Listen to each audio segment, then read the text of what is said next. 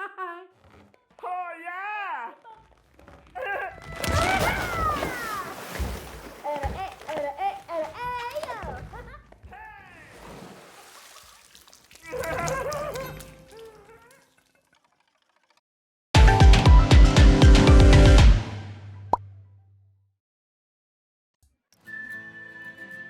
Et c'est pas habituel ça comme endroit pour se retrouver.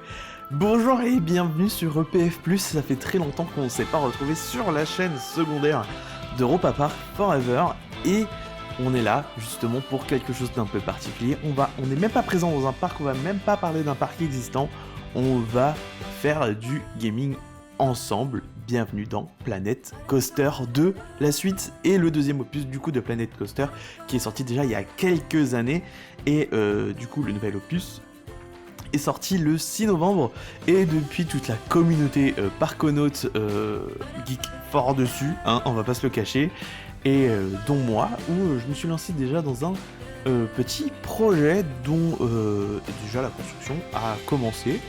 On va aller voir ça, on va continuer du coup mon petit parc. Dans cette vidéo, on va pas du tout s'attarder sur ce qu'il existe maintenant dans le jeu ou même les améliorations et les défauts du jeu. Pour ça, je vous invite à aller suivre d'autres chaînes qui existent et qui ont très bien traité la sortie du jeu comme First Drop et Jean Yop particulièrement, et aussi il y a Coaster World qui en a parlé sur leur chaîne, et puis même si vous voulez suivre du coup de la construction, n'hésitez pas à aller voir ces chaînes-là. J'ai aussi une autre chaîne que je suis régulièrement pour les projets qui est Alban 12, qui fait de très très chouettes parcs et assez réalistes en termes de détails pour les parcs. Voilà, après les grands noms Silvaret et compagnie, vous les connaissez certainement si vous vous intéressez à Planet Coaster 2. Et nous voici donc dans mon petit projet. Voilà, donc c'est un petit coaster Mac, un méga coaster Mac launch, voilà, sur le thème viking. J'avoue que j'hésitais entre mythologie et viking, mais avec les deux, on peut faire du coup de la mythologie en soi, que ce soit Grèce, du coup, enfin nordique ou du coup grec. Et puis, du coup, voilà, j'en suis là, après quelques heures quand même de jeu. Et du coup, justement, je suis assez fier. Oh, regardez-moi là, ça c'est trop joli ça. Moi j'aime beaucoup la petite skyline que j'ai faite là derrière. Bon, par contre, j'ai des soucis d'électricité, c'est un nouvel... c'est un nouveau truc qui est arrivé sur le jeu, donc du coup là faut que je regarde comment faire ça. D'ailleurs je pense qu'en fait j'aurais jamais dû mettre mon générateur d'électricité en hauteur parce que le mécanicien peut pas aller le réparer. Mais voilà, donc ce qu'on va faire, je vais vous laisser du coup avec les petits timelapses et mes explications pour vous montrer de comment j'en suis arrivé ici. Voilà, alors c'est parti pour la construction de mon méga coaster Mac. J'en avais déjà construit un où j'ai un petit peu galéré et puis j'avais oublié quelques petits éléments, d'autant plus que je n'avais pas ajouté le détail de la Heartline. J'avais déjà essayé un petit peu de le retravailler en fait, mais au final c'est incrémenté en fait de base dans le jeu. On peut définir si on veut de la Heartline, si on veut de la Heartline basée sur 1 mètre ou 2 mètres. Donc du coup, je me suis pas embêté, j'ai reconstruit le Grand 8 en entier en ajoutant du coup cette Heartline et puis en rajoutant quelques éléments techniques pour essayer d'avoir 2 trains, car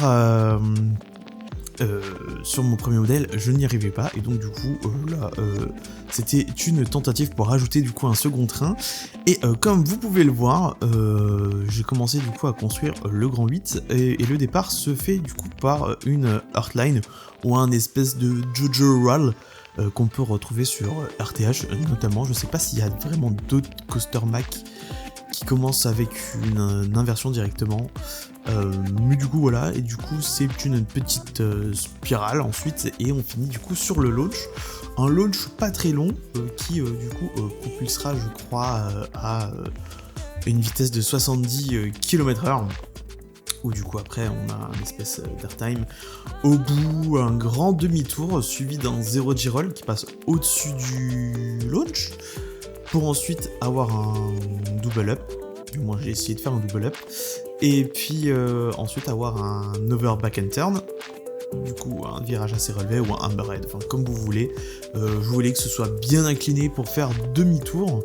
Voilà, ensuite on passe du coup sous le double up et puis enfin double up, enfin c'est un airtime en fait. Enfin du moins voilà, c'est une montée en 2 temps avant du coup le demi-tour. Ensuite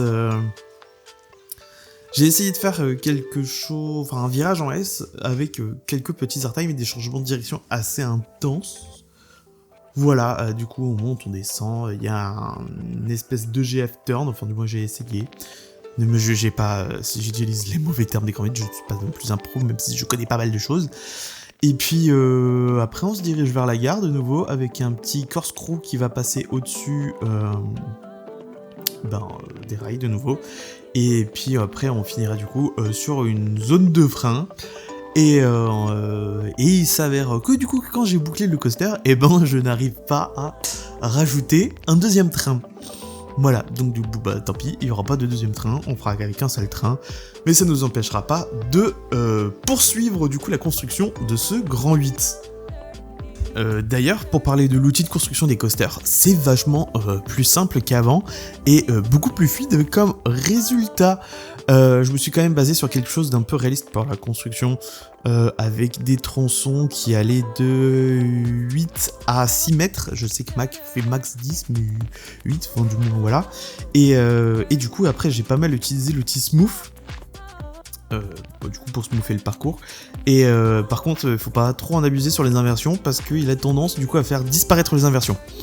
Voilà, donc du coup on peut régler son intensité. Je le faisais passer dedans avec un smooth un peu léger pour les inversions, mais il faut faire attention, ne forcez pas trop dessus sur les inversions sinon ils risquent de disparaître. Et puis c'est vrai que ça aide pas mal à rendre le coaster fluide, surtout depuis l'extérieur. C'est vrai que c'est flagrant par rapport à la première version. Et du coup, forcément, après avoir bouclé le Grand 8, vient le moment de faire l'entrée et la sortie. Alors, l'outil de chemin a pas mal évolué. En bien, on peut faire beaucoup plus de choses, mais a aussi régressé en partie. En ça, aïe aïe aïe, il est très très compliqué à reprendre en main, mais il permet de faire beaucoup plus de choses. Par exemple, pour la sortie, j'ai pu faire une pente assez douce. Et pour la sortie aussi, pour l'entrée pardon, j'avais envie de faire quelque chose une montée en fait continue jusqu'à la hauteur de la gare. Mais problème où je me suis rendu compte après, c'est que en fait les chemins par défaut font 4 mètres de large, sauf les files d'attente, elles font plus que 2 mètres de large. Ce qui fait que ça va compliquer un petit peu la suite pour la construction de la gare en fait, parce qu'avant moi je faisais tout en 4 mètres. Ce qui simplifie un petit peu la possibilité de faire des couloirs et même pour les bâtiments. Et là, c'est devenu une catastrophe, c'est devenu une usine à gaz. Enfin bref, j'ai réussi à faire ma descente, ça c'est sûr, mais très très compliqué comme outil à reprendre en main. D'autant plus que j'ai quand même appris par la suite que si on veut faire en fait des chemins de 4 mètres, il faut utiliser l'outil de modification des chemins et pas des files d'attente. Et puis ça fait des trucs pas propres et pas carrés. Et pour faire des trucs en hauteur, j'avais même... Enfin de toute façon, j'ai appris après comment on faisait. Et puis j'avais pas la foi de tout refaire. Donc du coup, la suite sera que beau de l'extérieur, mais de l'intérieur, on évitera. Du coup, après m'être pris le chou avec les files d'attente, je me suis un petit peu attaqué à la préparation de la zone backstage. Zone backstage où du coup on fera un petit local technique pour le coaster, enfin du moins on va essayer. Et puis je me suis dit aussi que ce serait pas mal du coup d'y ajouter en fait tout ce qui est bâtiment rattaché au personnel dans Blanco, parce que du coup voilà c'est une feature qui est arrivée au fil du temps dans le Planet Coaster 1 et qui maintenant est déjà incrémenté du coup dans le deuxième opus, où en fait il faut des bâtiments justement pour la pause des employés. Donc du coup je m'étais dit on va mettre ça en dessous, comme ça rajoutera un petit peu de vie dans les backstage. Et puis du coup quitte à faire, au lieu de faire un bâtiment vide, autant qu'il serve. Donc du coup j'ai caché dedans du coup la salle de pause des employés et des mécaniciens. Vous verrez aussi par la suite qu'il y a une nouvelle feature qui a été ajoutée du coup à Planet Coaster, surtout dans le 2, c'est qu'il faut gérer l'électricité. Et du coup pour les attractions, il faut de l'électricité pour qu'elles tournent, donc du coup ça fonctionne sous forme de zone, et puis il faut relier à des générateurs et à des distributeurs d'électricité. Donc j'ai mis ça au même endroit, comme ça au final ça sert de déco, ça sert un petit peu aussi à faire quelque chose de réaliste dans le jeu. On essaye au maximum. Je ne suis pas un professionnel, mais j'essaye au maximum de faire quelque chose qui a du sens. Et puis, non, franchement, c'est pas mal. Et du coup, ça rajoutera aussi un petit peu de vie à cet espace backstage où, du coup, les employés viendront et partiront, du coup, de cet espace de stockage, d'entretien du Grand 8. Alors, vous allez voir que j'ai très bien avancé en off. Toute la gare, du coup, a été construite et thématisée de l'extérieur. Et puis, du coup, effectivement, après, je me suis relancé, du coup, dans cette zone de stockage et de backstage où j'ai commencé à m'attarder, du coup, à réaliser un transfer track pour, justement, la voie de garage qu'on ne peut que modéliser, mais qui n'est pas... opérationnel dans le jeu. Voilà, donc j'ai essayé de faire quelque chose de potable. Hein. J'avoue que j'ai pas pensé à regarder ce qui se faisait en transfer track chez Mac à la tête que ça, mais je pense qu'on n'est pas trop loin de la réalité. Voilà. Puis après, je me suis occupé de décorer les façades justement de cette voie de garage. Pour justement cette partie backstage, j'ai essayé de faire un truc un peu bizarre. Je sais pas si ça s'appliquerait dans la vraie vie ou pas, mais du coup vu qu'il est sur des étages, et ben j'ai fait l'étage du haut un peu plus poussé en thématique viking, parce qu'en plus on le voit de la sortie du Grand 8, et puis même avec la skyline qui est un petit peu composée, c'est vrai qu'on voit cette voie de garage, ce bâtiment de garage, et au rez-de-chaussée je me suis dit bon bah si c'est pas visible par les visiteurs, on va faire un truc vraiment comme ferait un parc en fait, à l'économie, enfin à l'économie y a pas, parce que thématiser forcément ça coûte cher, donc du coup en gros utiliser les trucs simples et bruts tels qu'ils existent dans la vraie vie. Donc j'ai mis des portes simples et des fenêtres simples pour avoir de la lumière dans ce garage, et puis oui j'ai fait aussi du coup un petit accès pour le distributeur d'électricité pour le mécano, mais du coup oui, il s'avérera plus tard, il faut que je descende mes panneaux solaires parce que ça marche pas. Et puis du coup dans cette zone de backstage, j'ai fait une petite zone de pause aussi extérieure pour les employés, et j'ai essayé du coup d'habiller au mieux la façade visible depuis la sortie du Grand 8. Parce que forcément on la voit un petit peu, d'autant plus qu'il y a les trains qui passent devant, donc j'ai essayé de thématiser ça au mieux. D'ailleurs là en voyant, on peut pas choisir, alors on peut mettre des passerelles du coup, les catwalks on peut décider où on peut les mettre sur la construction du Grand 8, mais on peut pas choisir le côté. C'est pas embêtant parce que j'avoue que là pour le coup, j'aurais bien aimé avoir le catwalk de l'autre côté. Ensuite j'ai rajouté un petit peu de végétation et des arbres pour que ça fasse un petit peu moins vide aux alentours de ce bâtiment. Et j'adore mettre de la végétation. Ça c'est un truc que j'aime bien. Et c'est vrai que la phase de décoration, elle prend pas mal de temps. Voilà. Mais non, c'est chouette. Et puis du coup, j'ai fait des petites barrières custom. Je crois qu'on a un petit peu tous en plus eu la même idée pour ces barrières. Désolé, ma chaise elle grince. Pour le thème viking avec les petits pieux et les trucs en pierre en dessous. D'ailleurs, ça me fait penser un petit peu à ce que Europa Park a fait pour l'Islande. Avec les cailloux et des trucs comme ça. Voilà. Mais du coup, la petite zone backstage, elle est clôturée.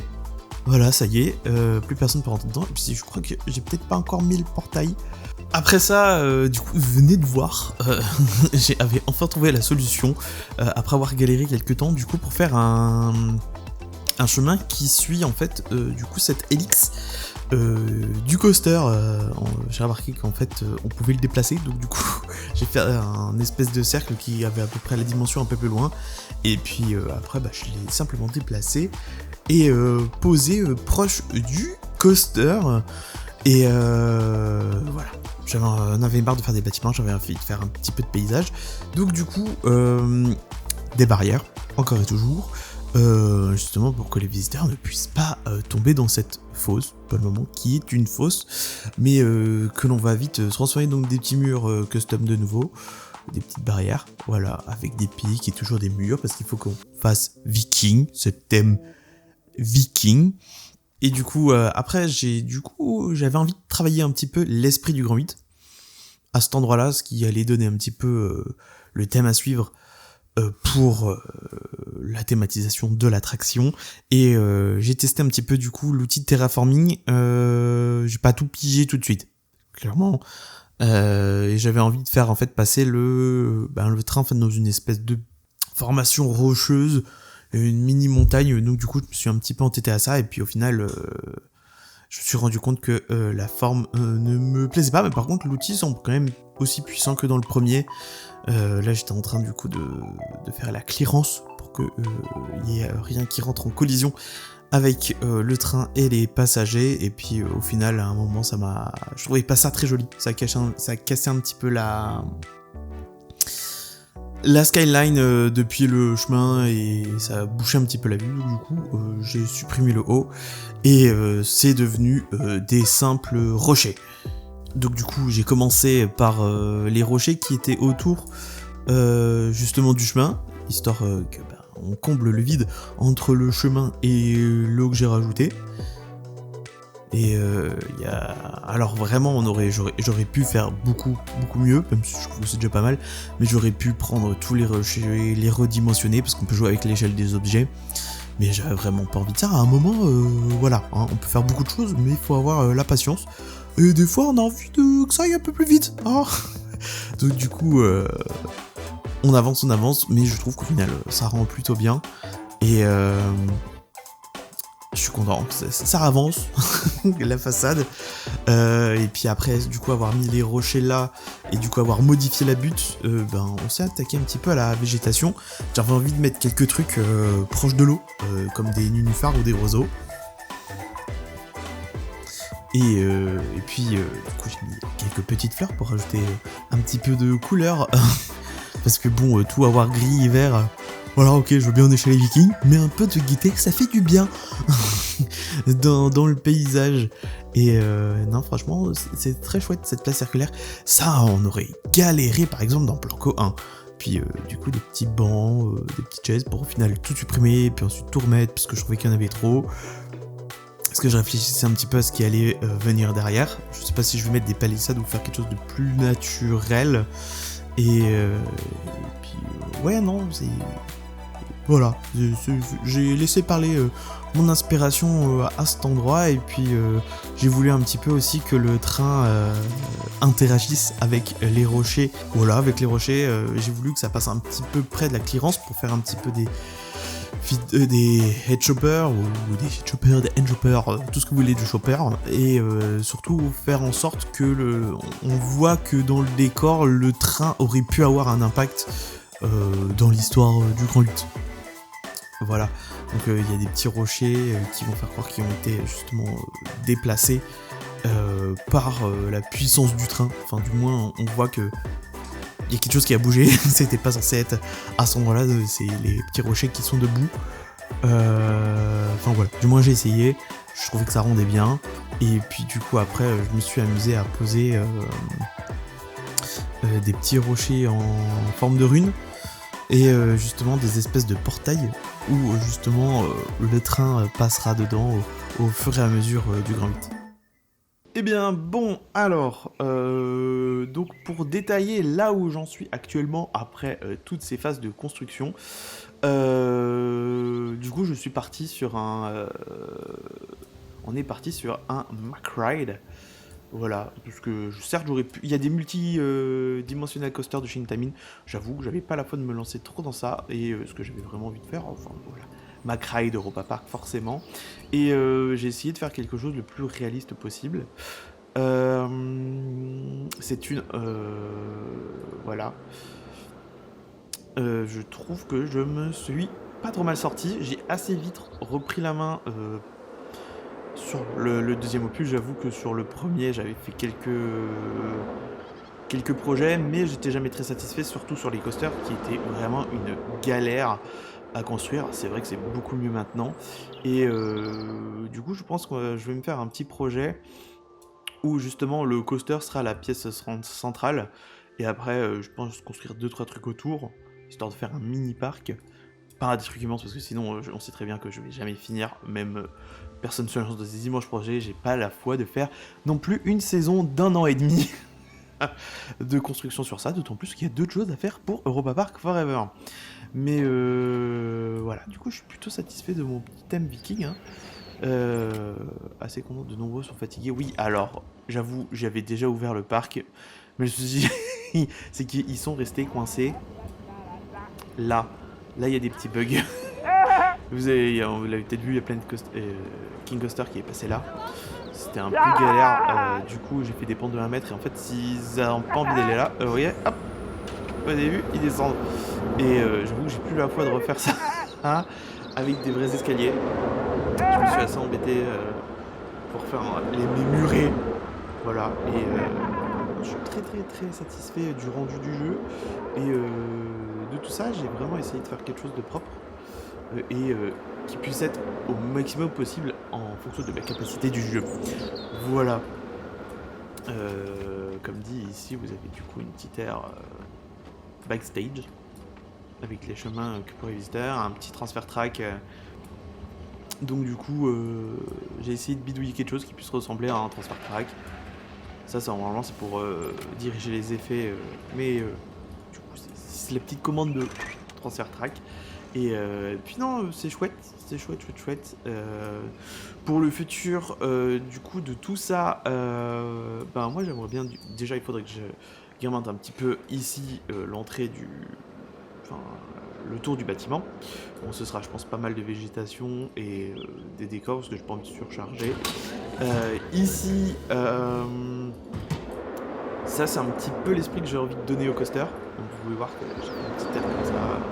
Le coaster fait sa petite online et puis après en plus c'est de la derrière. Mais du coup j'aimerais beaucoup quand le coaster est assez proche du sol faire quelque chose de similaire à chaque fois. J'ai déjà un petit peu préparé du coup ici et là il faut que j'enlève ce portail d'ailleurs et du coup je mettrai un petit peu d'eau là avec des rochers. J'ai envie de faire quelque chose, enfin surtout dans le virage en S, c'est là où il est, je trouve, le plus intéressant. Et du coup, là j'ai déjà préparé l'eau. Il manque les petits rochers, ça sera dans le futur. Il faudrait aussi que je rajoute 1 ou 2 supports. Là je pense qu'il faudrait que je fasse un support custom. Là aussi pour l'inversion il faut que je fasse des supports custom parce que du coup le corkscrew il vole. Et qu'est-ce qu'il y a encore ici? Là aussi il y a peut-être un petit support à faire. Et puis j'aimerais beaucoup faire une espèce de... Je sais pas si je la ferai là ou là, une espèce d'aire de restauration en fait, qui est encerclée, enfin faire un espèce de food court, un peu viking, où en fait les bâtiments encerclent une place où il y a pas mal de stands de nourriture, tout ça. Et puis voilà, je pense qu'on va finir sur un petit end-ride du coaster pour que vous voyez à quoi il ressemble, même si la théma elle est pas tout à fait finie. On va attendre qu'il revienne en gare. Et puis même, on va même peut-être faire la file d'attente. Comme ça, vous allez voir que, ok, c'est très joli de dehors, mais par contre, c'était une galère à construire du coup les couloirs. Vous allez voir que du coup, c'est que joli de façade. Dedans, c'est pas ouf. Hein. Voilà, hein. J'ai fait ce que j'ai pu avec ces chemins de file d'attente de 2 mètres. Qu'on ne peut pas modifier, en 4 mètres, ce qui aurait été plus simple du coup pour faire des couloirs de file d'attente. En soi, on pourrait bidouiller, mais il faudrait rentrer dans... Ah merde, mince, on est sorti. Il faudrait utiliser du coup ce truc-là pour améliorer et tout. Et je vous avoue que les chemins, je maîtrise pas encore des masses. Du coup, attendez, on va re-rentrer dans les fils du coaster. Voilà. Ouh, qu'est-ce que c'est pas beau. Oh, ouais, non. J'ai voulu faire compliqué très vite en fait, et puis au final, ça s'est avéré très compliqué et laborieux. Voilà, franchement, c'est pas sexy, hein. C'est vraiment bâtiment façade pour que ce soit utile. Là, faut pas être très large. Voilà. Par contre, ça, j'avoue, je suis très content d'avoir fait un petit passage, enfin, d'avoir fait une gare surtout qui est pas tout à fait fermée ni très ouverte. Voilà. Ah, bah, le train arrive, donc on va aller se dépêcher pour le prendre et faire du coup notre petite on-ride. Ah, des gens coincés, bonjour. Ah bah il est parti. Bon bah on va prendre le prochain tour alors.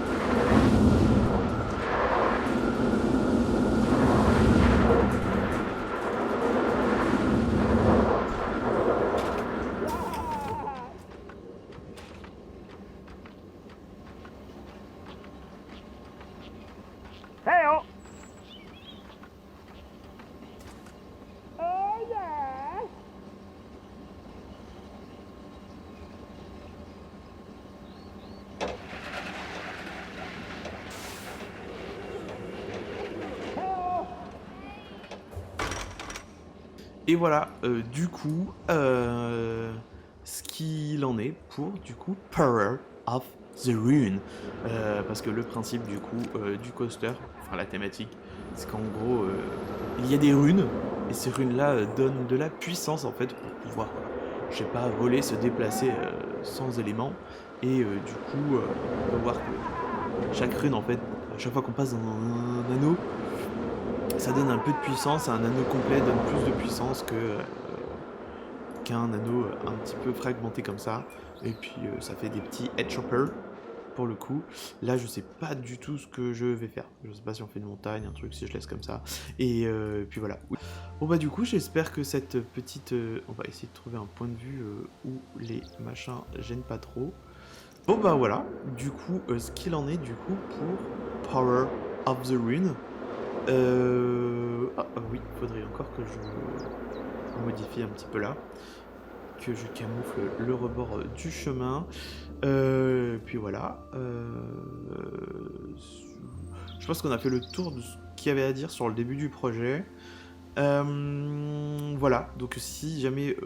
je sais pas quand ressortira la prochaine vidéo de Planet Coaster, mais oui, on essaiera de faire une autre petite vidéo justement pour le suivi de la construction. Voilà. Voilà, donc si vous aimez Planet Coaster, je vous invite fortement à aller voir du coup de chaînes francophones, Force Drop, Jean Yop, bref, il y a Alban 12 aussi que je suis un petit peu pour Planet Coaster qui lui fait de très jolis parcs et fait des saisons assez longues. Donc voilà, on n'est pas à Europa Park, mais du coup on est dans un coaster, donc n'hésitez pas du coup à... enfin on est à Planet Coaster, on n'est pas à Europa Park. J'aime beaucoup ce coin là, avec les petites barrières et tout custom. Il y a du rocher qui dépasse, des petits bancs. Ok, bon bah voilà, j'espère que cette vidéo sur Planet Coaster vous aura plu. N'hésitez pas du coup à vous abonner à EPF+, et à suivre aussi l'actualité d'Europa Park sur la chaîne principale Europa Park Forever. Voilà. N'oubliez pas qu'à Europa Park l'Europe est fun, même si là du tout on n'est pas du tout à Europa Park.